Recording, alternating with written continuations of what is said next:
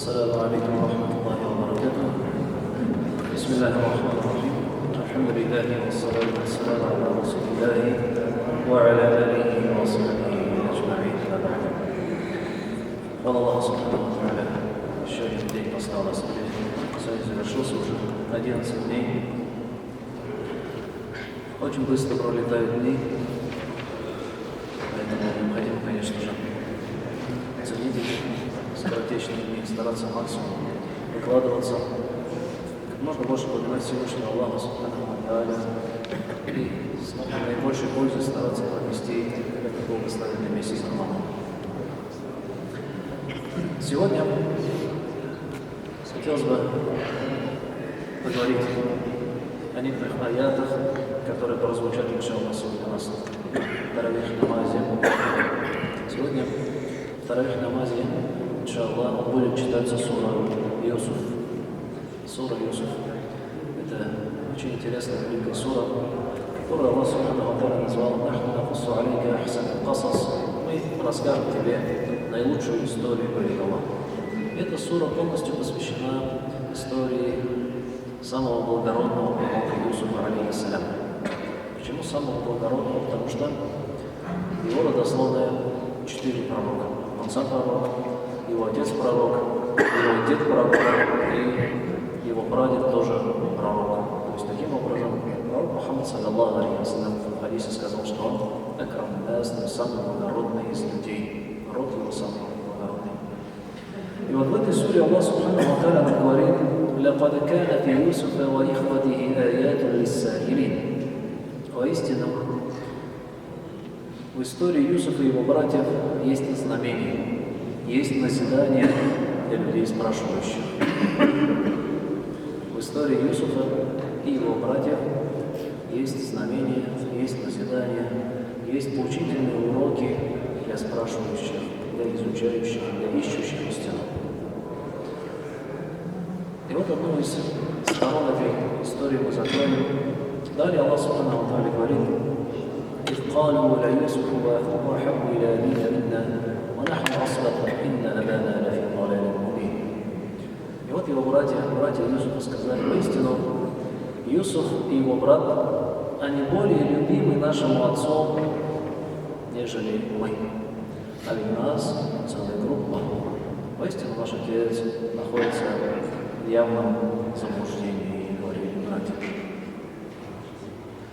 Отец Юсуфа, Якуб, алейхиссалям, пророк Якуб, у него было множество детей.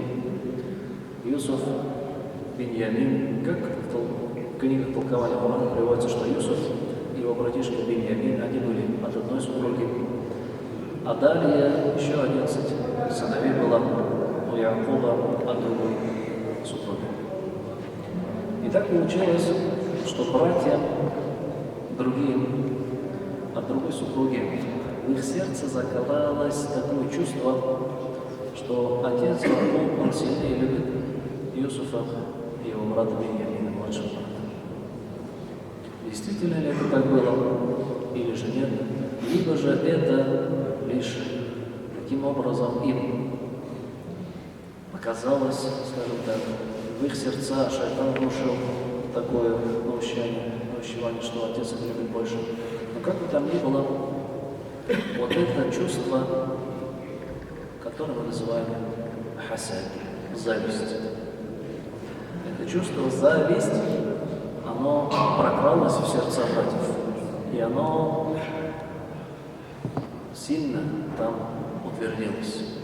Настолько сильно утвердилось, что эта зависть не осталась лишь в их сердцах, и не осталось лишь в их словах, но эта зависть переросла в очень страшные действия. Такие действия, что даже один из них сказал: «Калу уqtulu Юсуфа ва тарахуhu ардан яхлу лакум ваджху абикум ва такуну мин ба'дихи кавман салихин». И они сказали: «Убейте Юсуфа». Они сказали: «Убейте Юсуфа. Либо изгоните его прочь, и таким образом отец ваш, взгляд его отношение и любовь будет полностью полностью принадлежат только вам. Оно направится на вас. Вот это называется зависть, хасад. Когда человек, видя в ком-то другом благо, некое богатство, некую милость Всевышнего Аллаха Субхану ва Тааля, некое превосходство над собой, он желает, чтобы этот человек лишился этого блага. Он желает, чтобы у него этого не было. Он не хочет сам таким стать. Он не хочет работать над собой для того, чтобы достичь этого положения. А что он хочет? Он хочет, чтобы у тех людей не было того, чего нет у него. И здесь также, братья, в их сердце закралась вот эта зависть, что они пожелали, чтобы Юсуф и брат его лишились любви отца, так как они считают, что любовь их отца больше принадлежит Юсуфу и его брату. Таким образом, вот эта зависть, вот это чувство привело к таким мыслям, к таким действиям, ужасающим убийство родного брата, убийство близкого человека, родственника. Что их сподвигло? Вот это чувство зависти. Зависть – это страшная болезнь сердца. Страшная болезнь сердца, которая мешает человеку веровать в Аллаха Субхану ва Тааля полноценно. Пророк Мухаммад саллаллаху алейхи ва саллям сказал: «Ла ю'мину ахадукум хатта юхибба ли ахихи ма юхиббу ли нафсихи». Никто из вас не верит полной верой, пока не полюбит для своего брата того же, чего желает себе. А человек, который завидует, видя в ком-то благое дело, благое качество, богатство, милость Аллаха, он желает исчезновения этого. Таким образом, он не желает брата того, чего желает себе. Что же дальше произошло? Но один из них, из этих 11 братьев, сказал: «Ля тaqtulu Юсуф, не убивайте Юсуфа. Валькуху фи гаябати аль-джубби ялтaqитху ба'ду ас-сайяра, однако бросьте его на дно колодца. И, возможно, из этого колодца какой-нибудь мимо проходящий караван подхватит его и заберет, далеко увезет. И таким образом, мы достигнем своей цели, избавимся, но в то же время мы не будем убийцами». И таким образом они это решение поддержали и решили действовать. Но была проблема, что отец не отпускал Юсуфа с ними играть. Он переживал за него, бил его. И братья именно с этого и начали. И обратились к своему отцу: «Қалу я абана, ма лака ла та'манна аля Юсуфа инна лаху ланасихун». «О, наш отец, почему же ты не отпускаешь Юсуфа с нами? А ведь мы ему желаем лишь благо, мы искренне по отношению к нему, мы ему советчики. أرسله معنا غدا يرتع ويلعب وإنا له لحافظون». Отправь же нас его завтра с нами, чтобы он с нами погулял, поигрался, и мы непременно его сбережем, будем стеречь и охранять. Тогда Якуб алейхиссалям говорит: «قال إني لا يحزنني أن تذهبوا به وأخاف أن يأكله الذئب وأنتم عنه غافلون». Говорит: «Меня печалит то, что вы заберете его. То есть мне тяжело с ним расставаться. Мне тяжело с ним расставаться. И также я переживаю, что во время игр и забавы вы забудете о нем, и на него нападут хищные животные, и волк съест его». Волк понятно. Однако, что они сказали? «Қалу лаин акаляху зикбу, ва нахну асбату инна ида ляфасирун». Они сказали: «Если же это произойдет, его действительно съест волк, при условии, что у нас целая группа, при условии, что мы с ним, и мы сильная группа, действительно мы будем самыми несчастными людьми», сказали. И уговорили Якуба алейхиссалям отправить Юсуфа завтра с ними поиграться. Что же произошло? Они свою задумку совершили. فَلَمَّا ذَهَبُوا بِهِ وَأَجْمَعُوا أَن يَجْعَلُوهُ فِي غَيَابَتِ الْجُبِّ. Они пошли с ним, когда же они пошли с ним, и кинули его на дно колодца этот юный ребенок, Юсуф алейхиссалям, Аллах субхану ва тааля внушил ему откровение и успокоил его. وأوحينا إليه, сказали мы ему, لَتُنَبِّئَنَّهُمْ بِأَمْرِهِمْ هَذَا وَهُمْ لَا يَشْعُرُونَ, и внушили мы ему, что ты непременно об их этом поступке сообщишь им в дальнейшем. И они даже этого не поймут, они даже не узнают тебя, но ты скажешь им, напомнишь им о том, что они совершили. وَجَاءُوا أَبَاهُمْ عَشَاءً يَبْكُونَ, и после того, что они совершили, они пришли домой. Они плакали, слезы текли. И что они говорят? قالوا يا أبانا إنا ذهبنا نستبق وتركنا يوسف عند متاعنا. О, наш отец, мы пошли соревноваться, играться, и в это время оставили Юсуфа приглядывать за нами, за нашими вещами. فأكله الذئب, и на него напал волк и съел его. وما أنت بمؤمن لنا ولو كنا صادقين. Однако ты не поверишь нам, даже если бы мы говорили правду. وَجَاءُوا عَلَى قَمِيصِهِ بِدَمٍ كَذِبٍ, и более того, не просто солгали, они взяли одежду Юсуфа и испачкали ее кровью. Накричали Юсуфа, испачкали ее кровью, ложной кровью, и сказали: вот она, рубашка Юсуфа, все, что от него осталось, его унес волк. قَالَ بَلْ سَوَّلَتْ لَكُمْ أَنفُسُكُمْ أَمْرًا. И Якуб говорит: это лишь ваши души, это вы сами, побудили вас к этому действию, обманули вас. فَصَبْرٌ جَمِيلٌ, терпение же прекрасно, я буду терпеливым. وَاللَّهُ مُسْتَعَانٌ عَلَى مَا تَصِفُونَ, и воистину Аллах, к Аллаху я прибегаю от того, что вы приписываете. И далее у нас история продолжается. Что же произошло с Юсуфом? О том, как его караван подхватил, перенес в Египет, в Египте, где он прислуживал знатного человека, другие испытания, которые с ним происходили, смута женщины, богатой, знатной женщины, далее заточение в темнице, в тюрьме. И после этого всего, после всех этих испытаний, Юсуф алейхиссалям, он был возвышен, Аллах субхану ва тааля дал ему великое положение в землях Египта. Он стал действительно занимать роль, можно сказать, министра сельского хозяйства, был очень великим человеком. И получилось так, что братья приходили к нему потом, прося у него помощи, ведь были засушливые и голодное время. И они даже не узнали Юсуфа. Но мы же не будем об этом продолжать. Вот эту часть касательно зависти, хотелось бы, дорогие братья, продолжить. Как мы сказали, зависть – это ужасный грех. И это первый грех. И это грех, который побудил, в первую очередь, Иблиса, который вывел Иблиса из веры, и Иблис стал неверующим из-за зависти. И это грех, из-за которого брат убил брата, сыновья Адама. Один из них Хабиль, другой Хабиль, и Хабиль убил Хабиля из-за зависти.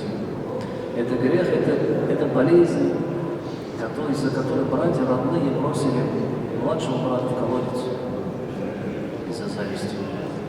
И поэтому пророк Мухаммад саллаллаху алейхи ва саллям предупреждал нас об этом грехе. И аяты Корана тоже нам об этом говорят. Один из хадисов пророка саллаллаху алейхи ва саллям, он говорит: «Аль-хасаду якулю аль-хасанати кама такулю нару аль-хатаб». Воистину, зависть, она поедает благие дела человека, подобно дровам, подобно огню, который съедает дрова. Зависть, которая находится в сердце человека. И как мы сказали, зависть – это когда человек желает, чтобы другой лишился того блага, которое у него есть. Кто-то богаче него, ему не нравится, что он богат. Кто-то ездит на машине получше, ему не нравится, что у него машина. Потому что он желает, чтобы это его баварию попал. Желает, чтобы он лишился этой машины. Кто-то одевается получше, выглядит красивее, знает больше. У кого-то детей может быть больше, а у него нету, и так далее. Много причин для зависти. И вот когда в сердце человека эта зависть сидит, пророк саллаллаху алейхи ва саллям говорит, она съедает его благие деяния. Подобно тому, как огонь. Когда закинешь в него дрова, он съедает эти дрова, они сгорают. И таким образом зависть поедает многие деяния человека. И пророк пророк, саллаллаху алейхи вассалям, говорил: «Ла тахасаду, ва ла тахатабу, ва ла табагабу, ва ла тадабару, не завидуйте друг другу, не разрывайте друг другу связи отношений, не испытывайте друг другу злобу и ненависть, и будьте же опорой Аллаха и братьями друг друга». Касаемо зависти, хотелось бы упомянуть один хадис, очень интересный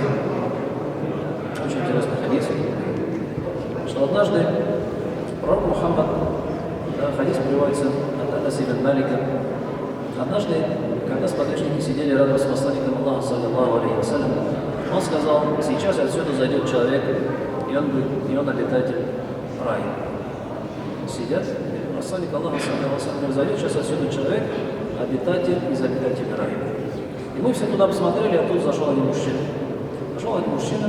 Да, он держал свою обувь в левой руке, да, сел и занялся своим делом. И далее, в следующий день также повторился, опять этот человек зашел. В следующий день так повторился, опять этот человек зашел. И тогда я, говорит, решил, И